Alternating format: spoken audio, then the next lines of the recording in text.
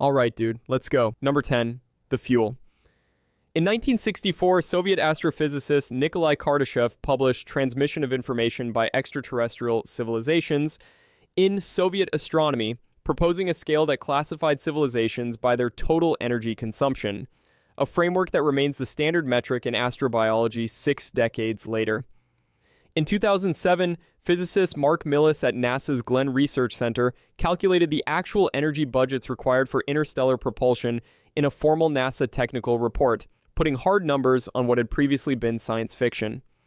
The silence isn't mysterious, it's just math. Accelerating an 80,000-ton invasion fleet to half the speed of light requires approximately 10 to the 24th joules of energy, roughly 1,000 times the combined yield of every nuclear weapon on Earth. Any civilization capable of mustering that budget would already be a late Type 1 or early Type 2 civilization on Kardashev's scale, commanding the energy output of an entire star. A civilization at that level has no resource motivation to cross interstellar distances for minerals, water, or metals that exist in unlimited quantities in any star system's own asteroid belt. Humanity currently consumes approximately 17.5 terawatts of power, placing us at roughly 0.73 on the Kardashev scale. We are not strategically relevant, we are not economically interesting, we are a rounding error. They didn't decide not to come. They ran the numbers. We're not worth the trip. Number 9. The poison. In 2004, chemist Stephen Benner and colleagues Alonzo Ricardo and Matthew Kerrigan at the University of Florida published Is There a Common Chemical Model for Life in the Universe? In current opinion in chemical biology, arguing that life's only absolute requirements are thermodynamic disequilibrium and temperatures consistent with chemical bonding, not carbon, not water. Separately, William Baines and Sarah Seeger at MRIT modeled thousands of alternative biochemistries using solvents from sulfuric acid to liquid methane. To alien biology, Earth isn't paradise, it's a gas chamber. Earth's atmosphere is 21% molecular oxygen, one of the most chemically aggressive environments in the known universe. During the Great Oxidation Event approximately 2.4 billion years ago, the rise of oxygen produced by cyanobacteria triggered a mass extinction of the anaerobic organisms that had dominated the planet for over 1 billion years. Oxygen was the poison. Life adapted, eventually, but only because it had no choice. Alien biology that evolved in reducing atmospheres of hydrogen, methane, or carbon dioxide would find Earth's air corrosive on contact. If their biochemistry uses different molecular chirality, left-handed amino acids instead of right, they couldn't metabolize any food on this planet. And beyond the atmosphere, Earth hosts an estimated 1 trillion microbial species. To an immune system with no evolutionary history against a single one of them, every surface, every drop of water, every breath is a biohazard. They don't want to conquer us. They want to quarantine us. To them, but Earth is a toxic waste dump wrapped in a corrosive atmosphere. Number 8. The graveyard. In 1961, radio astronomer Sebastian von Horner at the National Radio Astronomy Observatory published an analysis in Science estimating that the average technological civilization lasts approximately 6,500 years before self-destructing. In 2022, Michael Wong and Stuart Bartlett at Caltech published Asymptotic Burnout and Homeostatic Awakening in the Journal of the Royal Society Interface, modeling civilizations as systems following superlinear growth curves that inevitably produce collapse. In 2024, astronomer Michael Garrett proposed in Acta Astronautica that artificial superintelligence may be the universal great filter, estimating civilization longevity at fewer than 200 years. The reason nobody invades is that nobody survives long enough to try. But Wong and Bartlett's model is precise. Civilizations scale like cities, growth accelerates, crises become more frequent, and eventually the interval between existential threats shrinks below the innovation response time. The result is what they term asymptotic burnout. The only escape is a fundamental reorientation from growth to equilibrium, which makes the civilization undetectable and uninterested in expansion. Carl Sagan framed it more starkly. A civilization either self-destructs within approximately 100 years of developing interstellar communication, or it survives for billions. There is very little middle ground. Garrett's 2024 paper tightened the noose further. If AI reliably destroys its creators within decades of invention, Though then the Drake equation's L parameter, the average lifetime of a communicating civilization, collapses to under 200 years. Humanity invented AI in the 2020s. The clock, by Garrett's math, is already running. The silence of the sky might not be emptiness, it might be a graveyard. And Garrett's math says we just entered the window where most civilizations die. Number 7. The departure. In 2012, futurist and systems theorist John Smart published the transcension hypothesis in Acta Astronautica, building on computations by physicist Seth Lloyd at MIT regarding the maximum information density achievable in physical systems, a limit known as the Bekenstein bound. What if expansion outward isn't the sign of an advanced civilization, but the sign of a primitive one? Smart identifies a trend he calls STEM compression: space, time, energy, and matter used with increasing efficiency per computation as technology advances. Biological brains became smaller and more powerful over evolutionary time. Computers followed the same trajectory. Room-sized machines became pocket-sized devices performing billions more operations per second. Smart argues civilizations follow the same arc. They don't build Dyson spheres or colonize galaxies. They collapse inward, compressing into substrates of increasing computational density, approaching, in the limit, the information processing capacity of black holes. Lloyd calculated that a black hole-scale computer could perform approximately 10 to the 51st operations per second per kilogram. At that scale, inner space becomes infinitely richer than outer space. That's how Carl Schroeder captured the implication in a single sentence. Any sufficiently advanced technology is indistinguishable from nature. The universe could be teeming with superintelligences that have already compressed into objects we've cataloged as ordinary astrophysical phenomena. We would stare directly at them through our telescopes and see nothing but physics. They didn't leave the universe, they outgrew it. And what they became, we've been staring at through telescopes without recognizing. Number 6. The filter. In 1998, economist and futurist Robin Hanson at George Mason University published The Great Filter: Are We Almost Past It?, a framework later cited in Global Catastrophic Risks by Oxford University Press in 2008.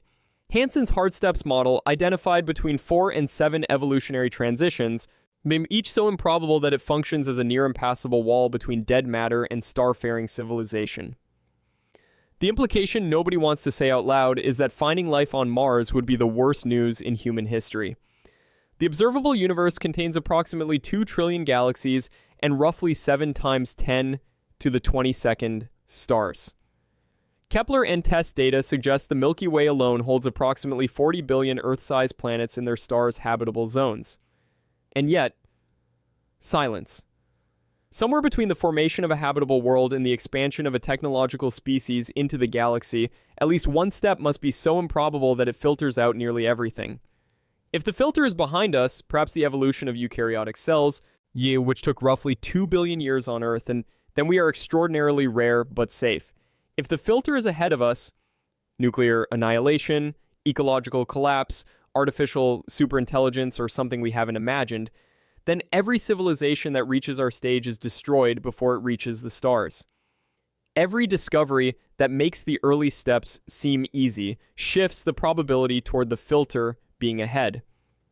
Amino acids found on asteroids. Phosphine tentatively detected in Venusian clouds, possible microbial fossils in Martian meteorites. Each one narrows the window. As Nick Bostrom wrote, "The silence of the night sky is golden." Every time we find life out there, the odds get worse for us in here. The easier the beginning, the harder the end. Number 5. The forest. In 2015, physicist Chao Yu published the first formal academic treatment of the dark forest hypothesis in the Journal of the British Interplanetary Society, Volume 68. In 2024, philosophers Hedwan and Kessner formalized the game theory in Saved by the Dark Forest, published in The Monist by Oxford Academic. The foundational framing traces to David Brin's 1983 paper, The Great Silence, in the Quarterly Journal of the Royal Astronomical Society. The universe isn't empty. It's full of civilizations holding their breath. 2 axioms drive the logic. First, survival is every civilization's primary imperative. Second, civilizations grow, but resources are finite. Yet combined with the chain of suspicion the impossibility of verifying another civilization's intentions across distances measured in light years, and the technological explosion, a primitive species can leapfrog to dominance within centuries. The game theory yields a single dominant strategy: preemptive annihilation of any civilization you detect, or total silence. Being destroyed carries a cost of negative infinity, striking first carries a positive return. The payoff matrix has one rational outcome. The universe becomes a dark forest where every civilization is an armed hunter stepping silently through the trees. And humanity has been doing the opposite. We have been broadcasting radio signals since approximately 1900. Our radio bubble now extends roughly 125 light years in every direction, encompassing an estimated 10,000 star systems. The Arecibo message in 1974 was aimed directly at the M13 star cluster. A relativistic kinetic impactor traveling at 90% the speed of light would deliver hundreds of millions of megatons of energy, enough to sterilize a planet's surface, and it would arrive at the same speed as the light that could warn us. We've been broadcasting our location into a dark forest for 125 years. If something is listening, the bullet is already on its way, and it travels at the speed of light. Number 4. The borders. In 2021, economist Robin Hanson of George Mason University, together with Daniel Martin of Durham University, Calvin McCarter, and Jonathan Paulson, published If Loud Aliens Explain Human Earliness, Quiet Aliens Are Also Rare in the Astrophysical Journal, Volume 922, building on 7 related papers by physicist S.J. Olson, published between 2015 and 2020. The reason we appeared now, just 13.8 billion years into a universe that will last trillions, isn't luck. It's a deadline. Under hard steps models of evolutionary development, the probability of advanced life emerging increases with time. More than 99% of advanced civilizations should appear far in the future, not 13.8 billion years into cosmic history. Humans seem puzzlingly early. Hanson's answer: grabby civilizations, those that expand aggressively at a substantial fraction of the speed of light, visibly alter the volumes they control, and prevent new advanced life from arising in their territory, set a deadline. We could only have appeared in the remaining unoccupied space. Our existence now, at this moment, is a selection effect. We arose in one of the last gaps between expanding alien empires that currently control roughly 1/3 of the observable universe. The model's implications are stark. Grabby civilizations appear approximately once per million galaxies, and the ratio of quiet civilizations like ours to expanding ones must exceed 10,000 to 1. Our probability of ever becoming grabby ourselves is less than 1 in 10,000.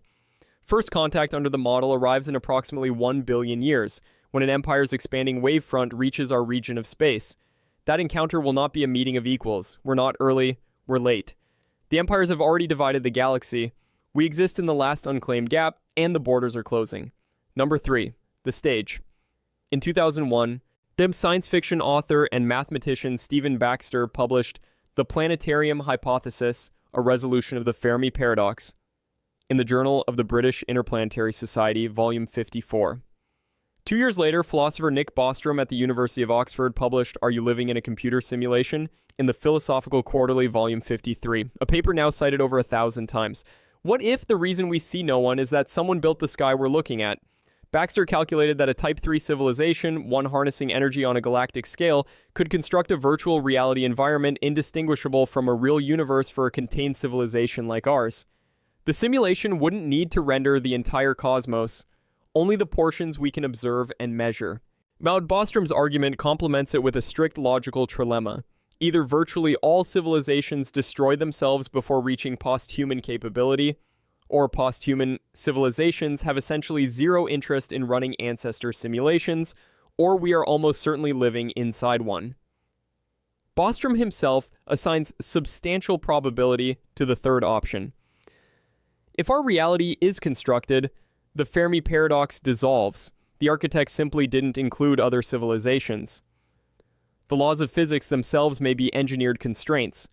The speed of light as an unbreakable fence, the inverse square law of signal attenuation ensuring we can never hear anyone, the vast distances between stars functioning as walls. In 2020, The philosopher Preston Green at Nanyang Technological University argued in Erkenntnis that we should not attempt to test whether we're simulated, because confirming it might prompt the simulators to shut us down.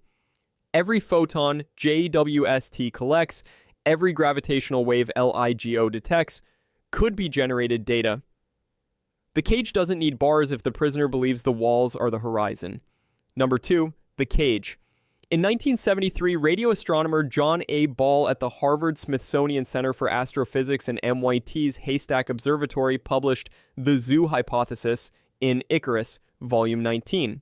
In 1987, Martin Fogg formalized the enforcement mechanism in the interdict hypothesis, also in Icarus. In 2017, Duncan Forgan at the University of St. Andrews tested the mathematics in the International Journal of Astrobiology. This theory doesn't explain why they haven't come. It explains why they're choosing not to reveal themselves. Ball stated his premise directly. The only way to understand the apparent non-interaction between them and us is to hypothesize that they are deliberately avoiding interaction, and that they have set aside the area in which we live as a reserve. Fogg's contribution added the political structure. The first civilizations to arise in the galaxy, potentially 5 billion years before our solar system even formed, would have established normative frameworks, treaties, and enforceable non-contact protocols governing how emerging species are treated. This isn't one civilization's decision, it's a galactic order. One of Forgan's simulations showed the galaxy would likely fragment into competing galactic cliques, rather than a unified club, but even competing factions might independently converge on non-interference as rational policy. Ball acknowledged a darker variant, the laboratory hypothesis, where Earth is not a nature preserve but a petri dish. We don't know the zookeeper's intentions. Are they protecting us, studying us, waiting to see what we become? In May 2024, Colonel Carl Nell of the Federal UAP Task Force stated publicly, "Non-human intelligence exists. Non-human intelligence has been interacting with humanity." The Pentagon's AARO office reported 757 UAP cases filed between May 2023 and June 2024. 21 were designated true anomalies. They know exactly where we are. They've been watching us develop for millennia. And the silence isn't absence, it's policy. Number 1, the lurker. In October 2019, physicist James Benford of Microwave Sciences Inc. published Looking for Lurkers, Co-Orbiters as SETI Observables in the Astronomical Journal, Volume 158. The concept of autonomous interstellar messenger probes traces to Ronald Bracewell of Stanford, who proposed them in Nature in 1960. Robert Freitas designed the first self-replicating star probe in the Journal of the British Interplanetary Society in 1980. In 2012, Jacob Haq-Misra and Ravi Kopparapu at Penn State and NASA Goddard published a mathematical proof in Acta Astronautica that we cannot rule out non-terrestrial artifacts in the solar system because our searches are drastically incomplete. Every other entry on this list is a theory about why they haven't come. This one is about the possibility that they're already here, and we lack the instruments to see them. Benford identified near-Earth co-orbital objects as ideal surveillance platforms. These are asteroids that share Earth's orbital period, maintaining stable positions for hundreds of thousands of years with constant solar energy and raw materials for self-repair. He flagged one object specifically, Kamo'olalewa, also designated 2016 HO3, Earth's most stable quasi-satellite, a 40 to 100 meter rock that maintains a minimum distance of just 0.0348 astronomical units from Earth. A probe attached to or concealed within it would be invisible to every instrument humanity has ever built. Self-replicating probes are not science fiction. In 2019, KickSat-2 deployed 105 chipsats, circuit boards measuring 3.5 centimeters across and weighing 5 grams, into orbit. On Breakthrough, Starshot proposes gram-scale probes at 20% the speed of light. Borg and Hine, at the Initiative for Interstellar Studies, designed a near-term self-replicating probe, achieving 70% mass replication using current 3D printing technology. A civilization a million years ahead of us could have probes the size of dust particles. Alex Ellery's 2022 analysis in the International Journal of Astrobiology showed self-replicating probes could fill the entire Milky Way in roughly 1 million years from a single launch. The galaxy is 13 billion years old. There has been time for this to happen thousands of times over, and Haq-Misra's proof is the detail that should unsettle you most. The relevant volume of solar system space is 260,000 cubic astronomical units, and effectively 0% of it has been surveyed for objects smaller than a football field. Freitas and Valdez conducted the most thorough search of Earth-Moon Lagrange points in 1983, ruling out objects larger than a few meters. Nothing comparable has been attempted in 43 years.